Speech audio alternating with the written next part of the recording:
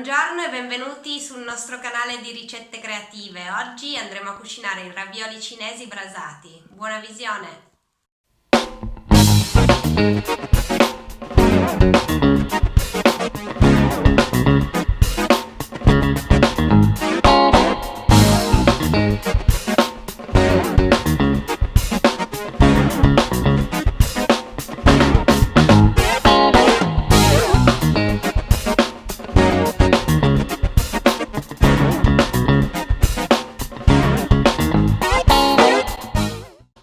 Gli ingredienti che andremo a utilizzare saranno acqua, farina, verde del cipollotto, aglio, carne macinata di maiale, zenzero, porro, salsa di soia, cavolo viola e semi di sesamo. Mettiamo la farina in una boule e aggiungiamo il sale, parte dell'acqua tiepida e un filo d'olio e iniziamo ad amalgamare con la forchetta. Poi aggiungiamo la restante acqua tiepida e continuiamo ad impastare con le mani. Quando avrà raccolto tutta la farina nella ciotola, sposteremo l'impasto sulla spianatoia e continueremo ad impastare. Se l'impasto ci rimanesse attaccato alle mani, aggiungiamo ancora farina. Sfregandoci le mani con un po' di farina, l'impasto che si è appiccicato alle dita verrà via.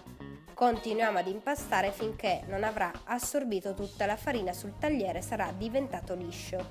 Vi consiglio di non tenere l'impasto troppo molle, così che riposerà e dopo una mezz'ora potrete lavorarlo al meglio. Il quantitativo di farina varia a seconda della farina utilizzata. Impellicolate e mettete a riposare in frigorifero. Per qualsiasi dubbio scrivetecelo qui sotto nei commenti. Tritate lo zenzero tagliandolo prima a lamelle e poi a cubettini e aggiungetelo al macinato. Fate lo stesso taglio anche all'aglio e condite la carne. Aggiungete la salsa di soia e mescolate affinché tutto si amalgami al meglio. Lasciate in marinatura fino alla cottura. Tritate il porro e tagliate a pezzettini il cavolo viola. Sappiate che più sarà sottile, più cuocerà in fretta. Passerete poi alla cottura di queste due verdure. Scaldate una pentola. Aggiungete un filo d'olio e quando sarà caldo aggiungete i porri. Lasciateli appassire senza fargli prendere troppo colore. Aggiungete il cavolo viola e stufate insieme queste verdure senza farle imbrunire, ma bensì solamente facendole appassire. Aggiungete mezzo bicchiere di acqua tiepida proprio per facilitarne la cottura e quando sarà evaporata aggiungete il macinato marinato. Schiacciate per bene il macinato in modo da spezzettarlo e amalgamarlo bene alle verdure e lasciatelo cuocere finché non prenderà un colore più scuro. A questo punto aggiungete la salsa di soia e mischiatela agli altri ingredienti. Lasciate cuocere per circa 2 minuti. Assaggiate il ripieno e se sarà pronto potrete passare a frullarlo con un mini pinner. Vi consiglio di non frullarlo completamente, ma di lasciarne qualche pezzo intatto. Ed ecco qua il risultato. Ora prendete la pasta e cospargete sia la spianatoia che la superficie dell'impasto con della farina e iniziate ad appiattirlo con un mattarello. Dovrete far ruotare l'impasto mano a mano che lo stendete e aggiungere farina ogni qualvolta lo necessiti. Stringendolo e girandolo gli permetterete di mantenere una forma rotonda, adatta poi al taglio per non sprecarne troppo. Se si ritirasse un po', tenete l'impasto fermo con una mano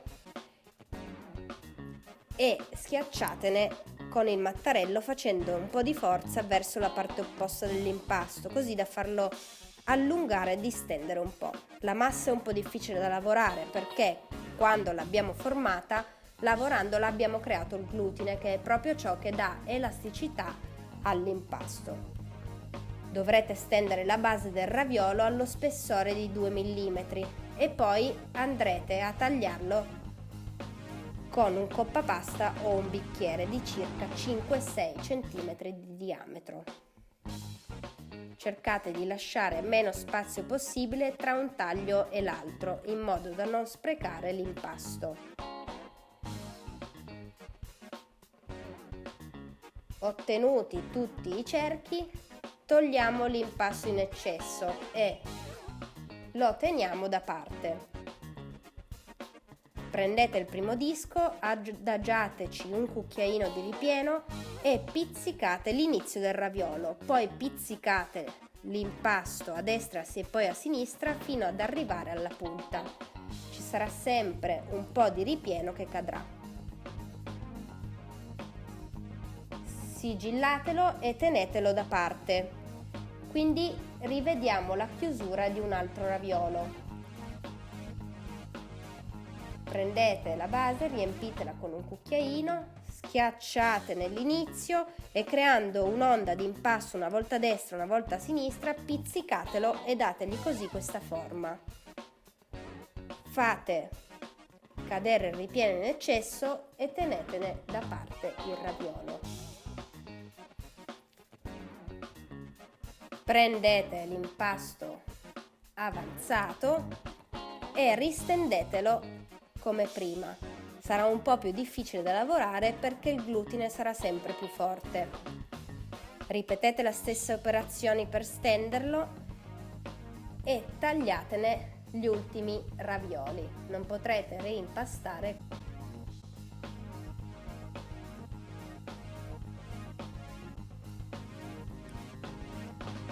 Quindi riconfezionate il raviolo come avete fatto prima. Mettete un po' di ripieno al centro e chiudetene i lembi pizzicandoli fino ad arrivare alla punta, facendo cadere il ripieno in eccesso. Passiamo alla cottura. Scaldate una padella antiaderente con un filo d'olio e aggiungete quindi i ravioli con la base sulla padella. Brasateli fino a quando la base avrà preso un bel colore tostato. Fate ruotare la padella in modo che il grasso aderisca su tutta la superficie del raviolo e doni un colore brasato e quindi marroncino alla base. Controllate il colore sulla base di tutti i ravioli e, se uniforme, aggiungete mezzo bicchiere di acqua e fate cuocere inizialmente per 2 minuti con un coperchio. Poi senza coperchio per i restanti 8 minuti. L'acqua inizierà ad evaporare e quando ne rimarrà solamente un goccino salate e togliete dal fuoco. Mi raccomando di assaggiare la cottura. Ora tagliate in obliquo il cipollotto verde e passate all'impiattamento. Disponete i ravioli caldi sul piatto da portata da voi prescelto e cospargeteli con i semi di sesamo bianchi e il cipollotto verde. Ed ecco qua i ravioli cinesi brasati. Buon appetito!